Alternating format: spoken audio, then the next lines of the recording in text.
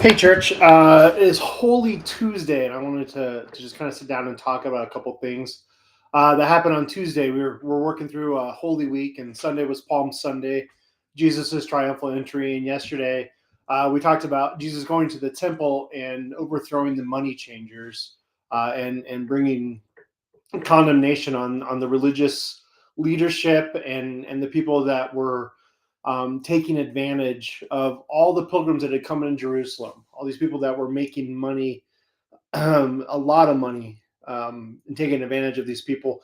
And so we come to Tuesday. So at the end of each night, Jesus goes to Bethany. And Bethany is where Lazarus is from, Mary and Martha, Simon the leper. So he was likely staying with some of them, maybe Mary and Martha and Lazarus, or Simon the leper. In John's gospel, right before Jesus comes to the triumphal entry, the night before on Saturday night, he is at Simon the leper's house. So it's Tuesday, and Jesus and his disciples come back in, and Tuesday is a long day for Jesus. He does a lot of teaching. He goes through a lot of things, and there's a couple things I want to point out is the religious, the Sadducees, the experts in the law, the priests, the religious council of Israel there in Jerusalem, they are trying desperately to figure out some way to get Jesus to screw up so that they can condemn him, that they can publicly ridicule him, arrest him. And they're doing everything they can. And the great thing is that Jesus never falters. Every answer he gives. And one of the things I thought was interesting, we talked a little bit about how on Sunday, Jesus' triumphal entry, all the people came together and they were singing, praising Hosanna in the highest. Blessed is he who comes in the name of the Lord. And so they're doing these things. And throughout the week, we see Jesus not attacking the Romans. In fact, the religious leadership's trying to entrap Jesus. And they actually say, hey, should we pay taxes to Caesar? And Jesus says, give me the coin that's used to pay taxes. And he points out whose head is on the coin. And they say it's Caesar's. And he says, give to Caesar what is Caesar's and give to the Lord what is the Lord's. And Jesus continually is looking at the Jewish people and saying, you have fallen short. You have screwed up. And it's really easy to look at the Sadducees and the Pharisees and the religious leaders. And as a follower of Christ, we look at them and we see them as the enemy. But I think often we need to look at ourselves and see how we are like those men that were, I believe, earnestly trying to follow God. Now, they set some expectations and some things for people that were really difficult, and that's what Jesus is talking about. And here in Matthew chapter 23, I want to share this with you.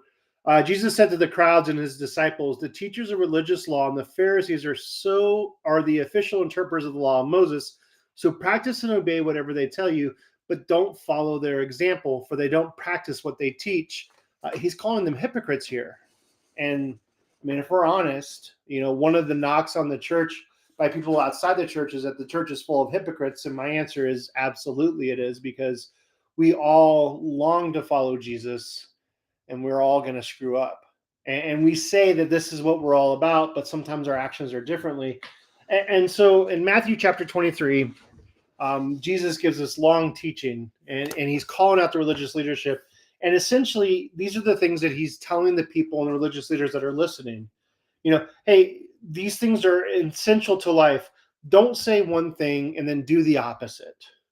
Don't burden other people with unreasonable expectations. Don't do good things so that people will recognize the things that you're doing. Seek and fight for honor.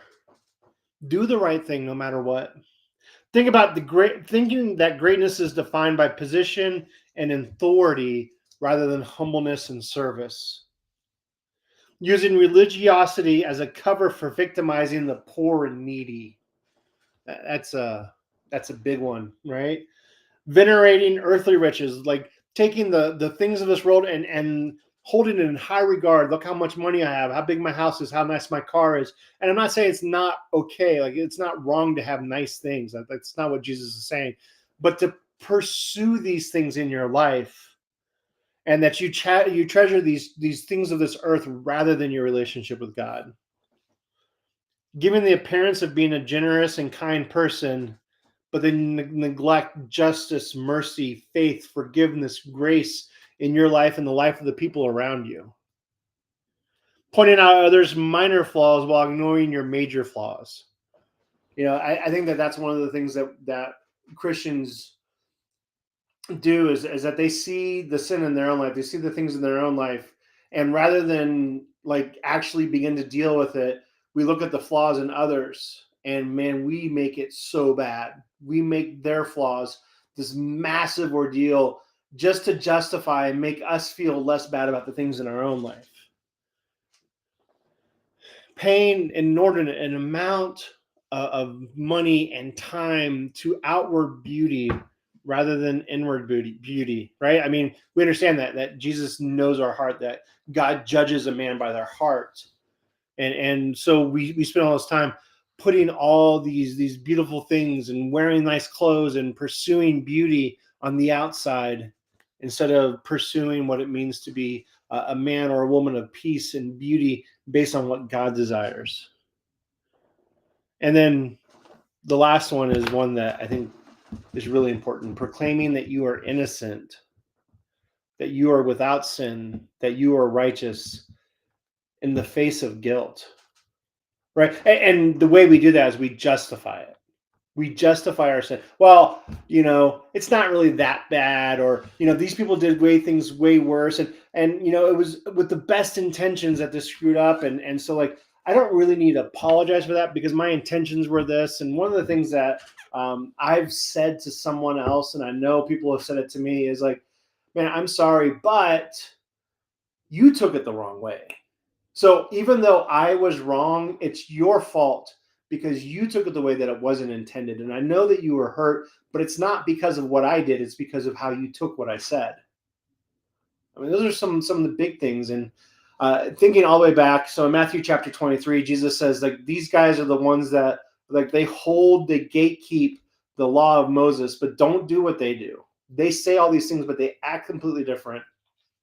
Thinking all the way back to the Sermon on the Mount, one of the things that Jesus talks about in that, like, the big theme is like, your righteousness has to surpass that of the Pharisees, of the Sadducees. And it wasn't based on all the good things that they are doing. It was based on, where is your heart in relationship to God? Because they were doing all these things to honor themselves and make them look like they were these amazing religious leaders, but they were completely missing the Messiah. And we don't want to be those people. We want to make sure that our big ideas don't keep others from seeing who Jesus truly is. Hey, there's a lot of things going on Tuesday. There's a lot of parables that Jesus preaches on. He talks about the resurrection, the coming judgment. If you were with us a couple of weeks ago, we talked about, is Jesus coming back? Is he coming again? And what's going to happen? And Jesus, that passage we used in Matthew chapter 25, he talks about that on Tuesday during Holy Week as well. Hey, church, I hope you're having a great week. I know that in my own heart, my mind, and my soul, like, I am preparing for Resurrection Sunday, for Easter Sunday, and for Good Friday. And so I want to invite you, Good Friday service, 7:00 at Gooding First Christian Church. We'll have a little bit more details. Our original plan was to do it outside with the fire pits, and it just doesn't look like the weather's going to cooperate with us. So we maybe moving it inside. We'll let everyone know. We'll get an email out, and we'll put information on social media. So that's Friday night. We'd love to have you for Good Friday service. And then Sunday morning, Resurrection Sunday, Easter Sunday morning. Breakfast is at 8:30. If you signed up to bring a casserole, please don't forget. Breakfast at 8:30, service at 10 as we celebrate the resurrected Lord. Hey, church, I love you. I'm glad you joined with me today. Have a great Tuesday, and I'll see you tomorrow on Wednesday as we talk about what Jesus is doing Holy Wednesday. Good evening.